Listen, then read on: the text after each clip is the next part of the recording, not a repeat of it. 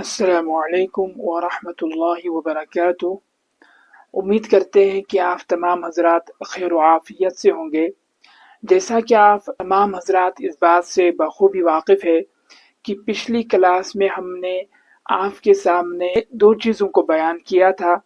सबसे पहली चीज़ मखारिज की तारीफ और उन मकामात का तज़किरा किया था जिनसे तमाम हुरूफ अदा होते हैं। उम्मीद है कि आपने उस वीडियो को मुकम्मल तवज्जो से देखा और समझा होगा।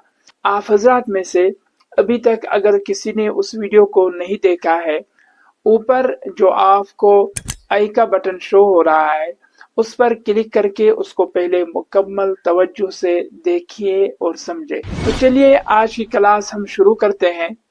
आज की क्लास में हम आपके सामने सिर्फ एक चीज को बयान करेंगे, वो है दांतों के अक़साम और उनके नाम। क्योंकि ज़ुबान से अदा होने वाले कुछ मखारिज ऐसे हैं जो दांतों के सहारे के बगैर अदा नहीं हो पाते हैं। इस वजह से दांतों की तफसील, दांतों के अक़साम और उनका नाम जानना जरूरी है। इंशाअल्लाह हम आपके सामने बहुत आसान अंदाज में दांतों की तफसीलात को पेश करेंगे। तो चलिए फिर आज की क्लास शुरू करते हैं। मोहतरम हजरात, सबसे पहली बात आप ये जान लीजिए कि इंसान के मुंह में कुल 32 दांत होते हैं। उनमें से 16 नीचे होते हैं और 16 ऊपर होते हैं। नीचे वाले 16 का जो नाम है वही ऊपर वाले 16 का भी नाम है। गोया कि हमें बराबर 32 दांतों का नाम याद नहीं करना है, बल्कि अगर हम सिर्फ 16 का नाम याद करें तो 32 का नाम खुद याद हो जाएगा।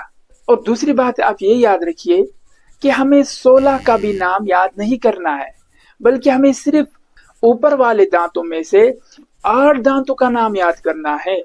क्योंकि जो इस साइड वाले 8 दांतों का नाम है वही इस साइड वाले 8 दांतों का भी नाम है। इसका मतलब ये हो गया, अगर हम 8 दांतों का नाम याद करें तो हमें 32 दांतों का नाम आसानी से याद हो जाएगा।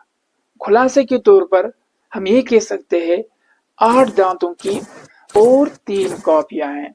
अगर हम 8 दांतों का नाम याद करें तो उसकी जो कॉपियां हैं उनका नाम भी हमें खुद ब खुद याद होगा।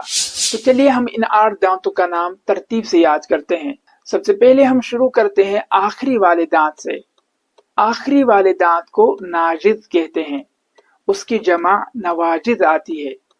दूसरा, तीसरा, चौथा, इन तीनों को ताहिन कहते हैं और जमा इनकी तवाहिन आती है।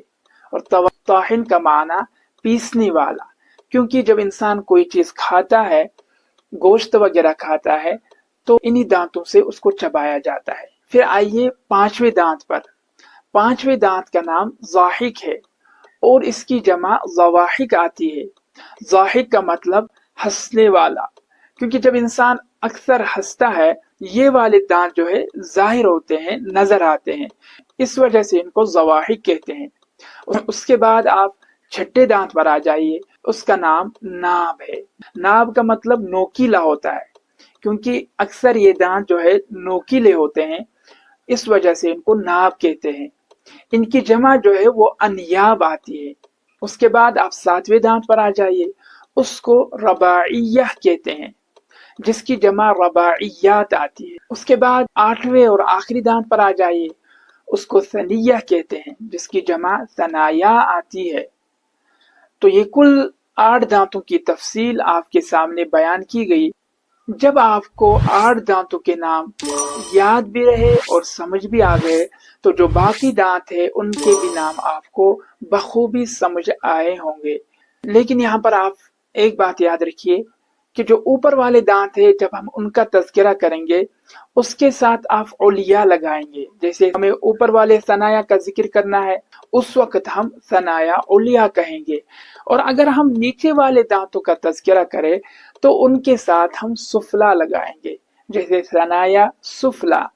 खुलासा ये निकला, अगर हम सिर्फ 8 दांतों का नाम अच्छे से याद कर लें तो बाकी दांतों का नाम याद रखना बहुत आसान है। क्योंकि जब हमने एक कॉपी का नाम याद अच्छे से किया तो इसकी और 3 कॉपियां हैं, تو ان ناموں کو ہم ان 3 کاپیوں پر فٹ کریں گے، تو اس سے ہمارا نام یاد کرنا بہت آسان ہو جائے گا۔ تو امید کرتے ہیں کہ آپ کو آج کا سبق اچھے سے سمجھ آیا ہوگا۔ آخر میں آپ سے گزارش ہے کہ اس ویڈیو کو اپنے دوست و احباب کے ساتھ ثواب کی نیت سے زیادہ شیئر کریں۔ انشاءاللہ آپ سے اگلے ویڈیو میں ملاقات ہوگی، تب تک کے لیے اجازت دیجیے۔ السلام علیکم ورحمۃ اللہ وبرکاتہ۔